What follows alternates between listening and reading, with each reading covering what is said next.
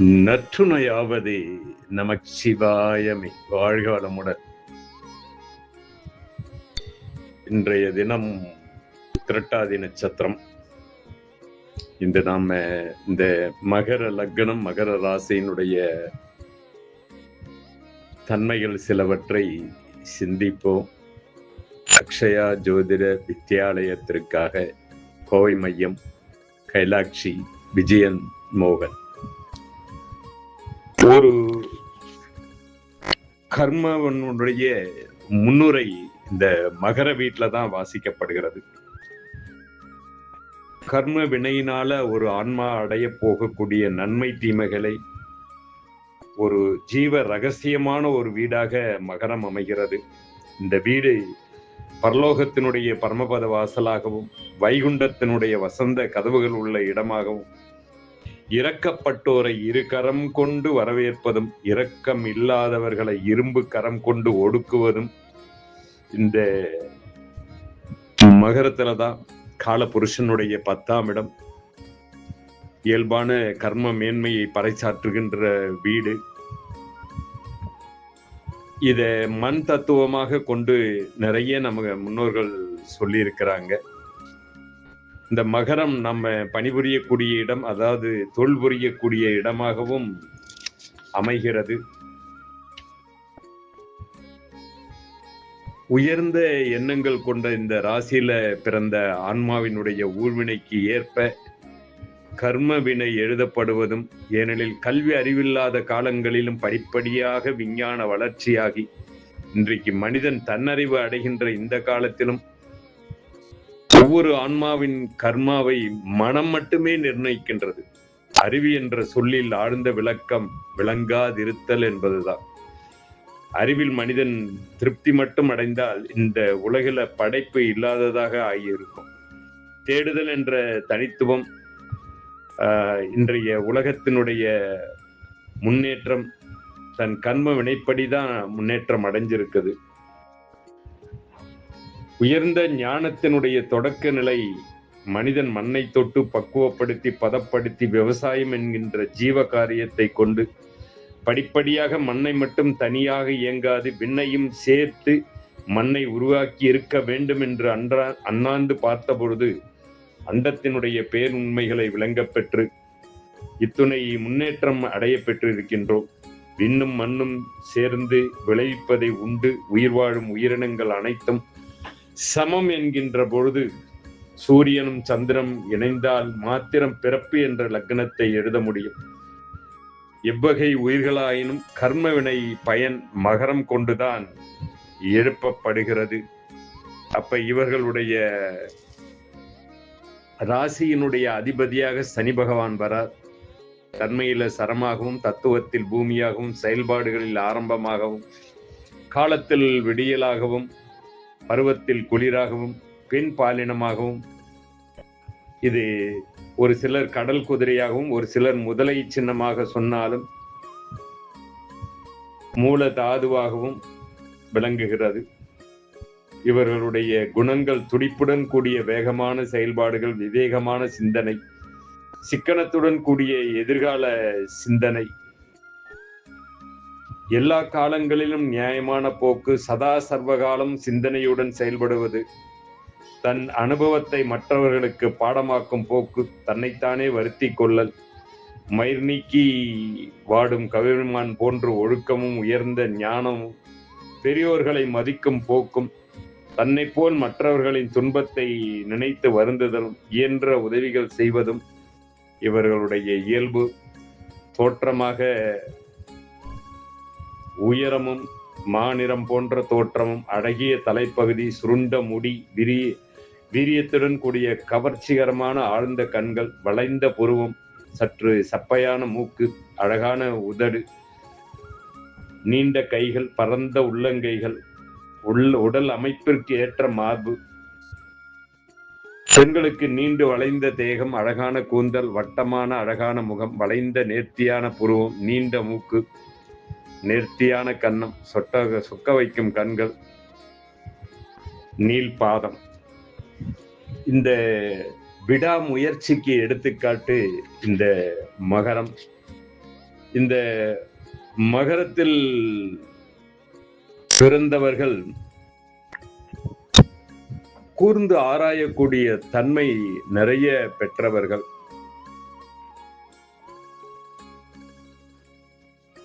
அடுத்தவர்களுடைய உழைப்பையும் தனது உழைப்பையும் பொதுநலத்திற்காக பயன்படுத்தக்கூடியவர்கள். இங்கு இயல்பாகவே குரு பகவான் நீச்சமடைவதனால கொஞ்சம் சிக்கன பேர்வழிகள். உடல் உழைப்பை தரத்தான் மனம் வருமே தவிர தனத்தை தாரை வார்க்க மாட்டார்கள். இது ஒரு பாதி நிலம் பாதி நீர். அப்ப தாயோ தந்தையோ பிரிந்து வாழக்கூடிய ஒரு வாழ்க்கை.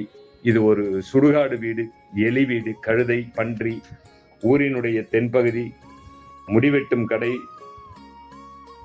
உடன் பிறந்தவர்கள் அல்லது குடும்பத்துல சின்ன வயசுல யாராவது இறந்திருப்பாங்க, அல்லது குழந்தை இல்லாமல் திருமணம் ஆகாம இருக்கும்.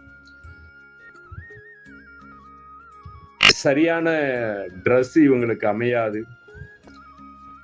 தோல் பிரச்சனை உண்டு, திருமணமும் பிரச்சனை, ஆனால் வாக்குப்பளிதம் உண்டு, இஎன்டி ப்ராப்ளம். கம்யூனிகேஷன் கொஞ்சம் கூட இவங்க சரியா கொடுக்க மாட்டாங்க. செல்போன் அடிக்கடி தோடு, சாவி, செல்போன் இதெல்லாம் அடிக்கடி தொலையும். ஆனால் ஜீவன குறை இல்லை. தோசை விரும்பி சாப்பிடுவார்கள். இரண்டாவது குழந்தை அழகாக பிறக்கும்.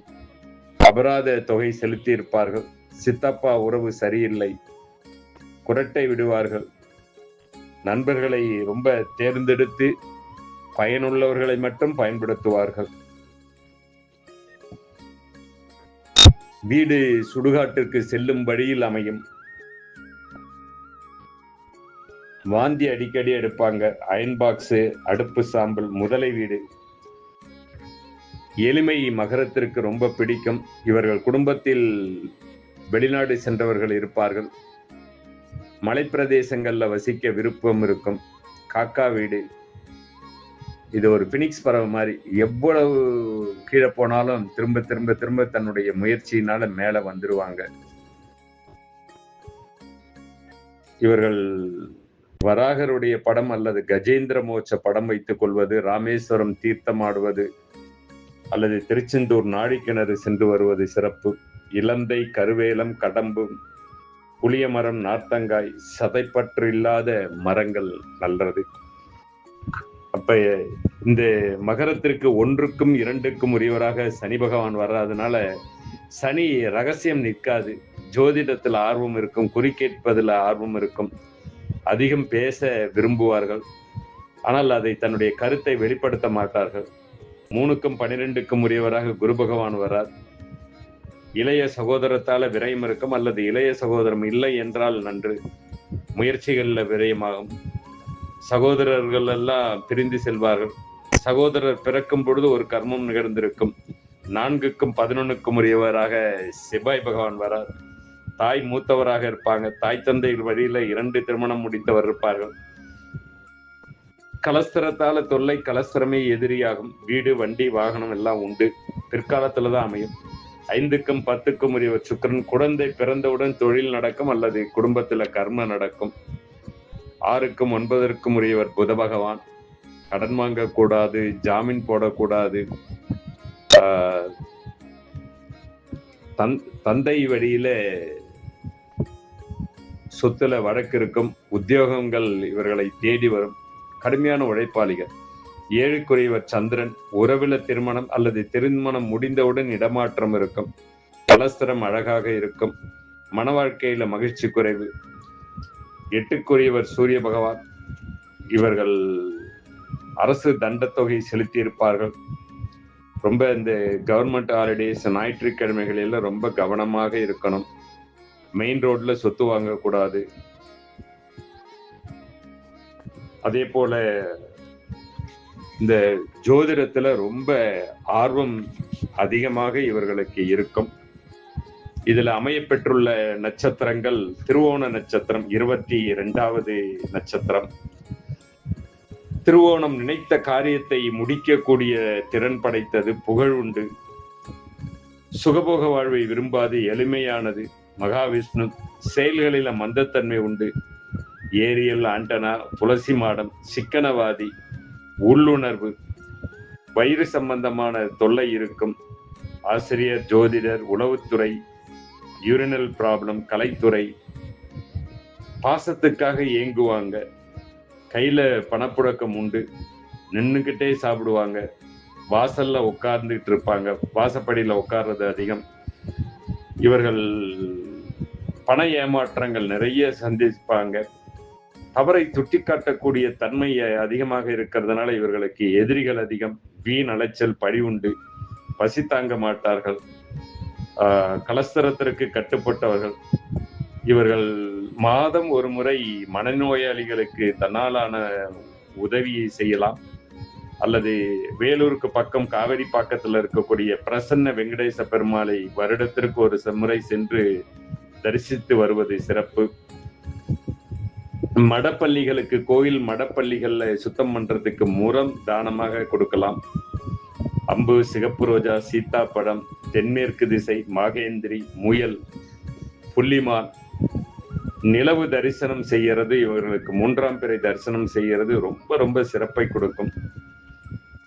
தொழில் நன்றாக வரணும்னா 10ஆம் இடத்துல இருக்கக்கூடிய சந்திர பகவானுடைய நட்சத்திரமான திருவோணம் அமைந்திருக்கிறதுனால இந்த 3ஆம் பிறை தரிசனம் தொழிலுக்கு நிலவக்கூடிய பொருளாதார கஷ்டத்தை நிவர்த்தி செய்து கொடுக்கும். தொழில்ல பொருளாதார வரவை மேன்மைப்படுத்தி கொடுக்கும். திங்கட்கிழமைகளில் அபிராமி அந்தாதி சொல்லலாம். கேசரி தானம், நாமக்கட்டி, திருஷ்ணம் இதெல்லாத்தையும் தானமா கொடுக்கலாம். ஊதுகுழல், துவைக்கிற கல்லு, பாக்கு மரம், பெண் குரங்கு, நாரை, எருக்கு. இது எருக்கு இதற்கு விருட்சமாக இருக்கிறதுனால திருவோண நட்சத்திரம் வர்ற அன்னைக்கு குரு பகவான் நீச்சம் அடைகிறதுனால திருவோணம் சந்திரனுடைய நட்சத்திரமாக இருக்கிறதுனால பாலில் கொஞ்சோண்டு மஞ்ச தூளும் நிறைய நீர் கலந்து, சந்திரனுடைய பால், நீர், குருவனுடைய மஞ்சள் கலந்து வீட்டுக்கு அருகில் இருக்கக்கூடிய எருக்கம் செடிக்கு வேர்ல ஊத்துறது இவர்களுக்கு சகல விதமான உயர்வுகளையும் பெற்றுத்தரக்கூடிய சூட்சுமமான பரிகாரம். ஹயகிரீவ பிண்டி, கழுத்துரஜு, வெள்ளை அல்லி, ஈயப்பாத்திரம், தத்துப்பட்டி ராஜகாளியம்மன் தரிசனம் மேன்மையும் உயர்வையும் கொடுக்கும். அவிட்ட நட்சத்திரம் 4 நட்சத்திரங்கள் கொண்ட தொகுதி உடையது. ஆயுள் குறைபாடு உள்ளவர்கள் உள்ள குடும்பம், சிறுவயதில் இறந்தவர்கள் இருப்பார்கள். இசைக்கலைஞர்கள் உள்ள வீடு. சிவப்பு அவல் தானமாக கொடுக்கணும். சங்கபிஷேகம் செய்யறது, குங்கும அர்ச்சனை செய்யறது, செண்பக மாலை சூட்டுவது. இது ஒரு தவிட்டு பானையாக இருக்கிறதுனால சேமிப்பு, பேங்க் ஏசி, ஆபரணங்கள், பணப்பரிவர்த்தனை, இது கர்மஸ்தானத்தையும் கர்மத்தினால் ஒரு ஆன்மா பெறக்கூடிய லாபத்தையும் குறிக்கக்கூடியது. 10ஐயும் 11ஐயும் இணைக்கக்கூடிய நட்சத்திரமாக இருக்கிறதுனால பணப்பரிவர்த்தனைக்கு ரொம்ப உகர்ந்தது. அதே சமயம் கர்ம மேன்மை என்ற பொழுது இது ஒரு தனிஷ்டா பஞ்சமியினுடைய ஆரம்ப நட்சத்திரம். இந்திராணி, அஷ்டவசுக்கள், மூத்த சகோதரம், பெண் சிங்கம், பொன்வண்டு, வன்னி விருட்சம், மிருகசீடம், சித்திரை வேதை நட்சத்திரமாக வரும். போர் முரசு, அரவை ஆலைகள், மிக்சி ஜார், கலவை மிஷின், எரிபொருள் டேங்கு, இதெல்லாம்